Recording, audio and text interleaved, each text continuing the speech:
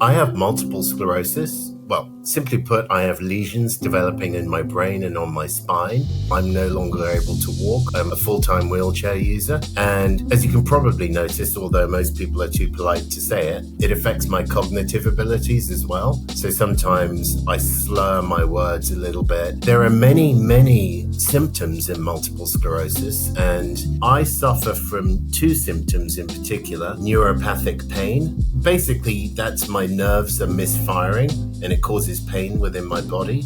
And the other one is known as spasticity. And spasticity is the involuntary contraction of my muscles. And sometimes they get locked in that position. So for example, I can have a situation where both of my legs cramp. I'm not able to massage it out or stretch it out. In both of those symptoms, cannabis is quite frankly more effective than many of my prescription medications. Hello, my name is Matthew Engmann, and I use cannabis to treat my multiple sclerosis symptoms. I am a retired investment banker. I spent 30 years in the investment banking industry, and I now live in Thailand with my wife and 2 children, and I've been using cannabis medicinally for the last 4 years.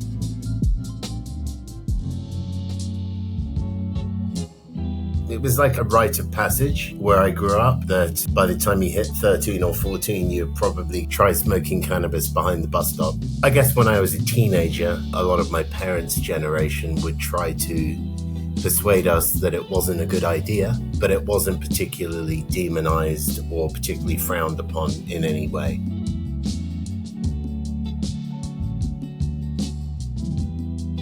It was very enjoyable. One thing that was notable with cannabis is that we could control the duration of the experience, as opposed to a lot of the other recreational drugs that were floating around at the time. And that's something that appealed to me. I made some pretty big lifestyle changes when I was diagnosed with multiple sclerosis, not because I'm a hero, but for the sake of my family. I started eating a low-carb, anti-inflammatory diet.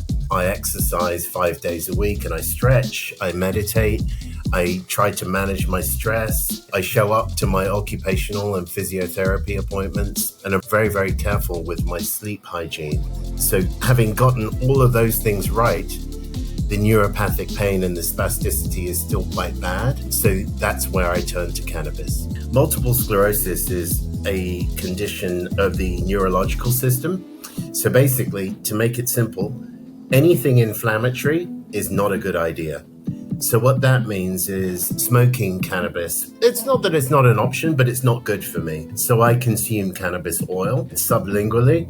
All that means is I get a dropper and I put it under my tongue. I make my own cannabis oil. I decarb the cannabis in an oven, and then I put it into a slow cooker. I grew up in the UK, so I believe that's called a crock pot in the United States. And I just leave it there on very low heat, between 2 and 3 hours. And then I use a cheesecloth to strain it, let all the coconut oil drip through the cheesecloth so you're not wasting it. I adjust the dosage to about 15 to 20 milligrams of THC. And I consume that every night before I go to bed.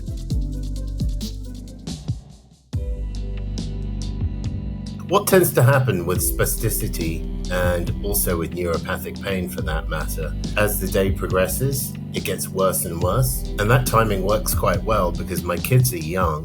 So my kids go to bed by about 7:30 p.m. And by about 6 o'clock is when the pain starts to get really bad and the spasticity starts to get really bad. And so what I'll do is, after the kids have gone to bed, I typically consume cannabis in an oil format. I take the oil sublingually, and within about 45 minutes, I can feel the spasticity, i.e. the tension in my muscles, start to relax.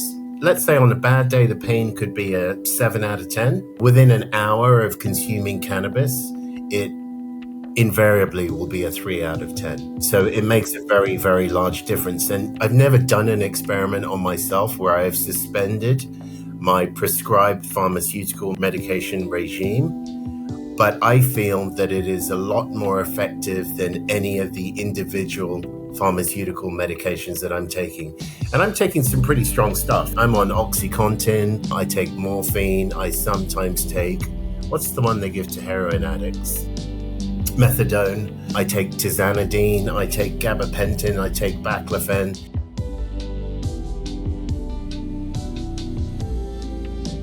I take 43 tablets a day, so it's hard to pick apart which exactly has the unwanted side effects. But yeah, there are many. The first, given the volume, the sheer volume of tablets that I'm consuming every day, is nausea. I don't know what the science is behind 40-something tablets exploding in your stomach every day, but I couldn't imagine it would be very good. Some days when I'm very heavily medicated, I feel like I'm not really there for my family. It's perhaps the most saddening of all the side effects for me personally, because I have young kids. That feeling of not being 100% present for my wife and for my sons, that's something that I can do without.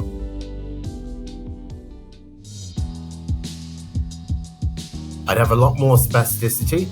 I'd have a lot more pain. But for me, the most important thing is I'm a husband and a father. And if I didn't have cannabis, I think the pain in particular would make me less patient. I think pretty much any parent would tell you that patience is really a virtue.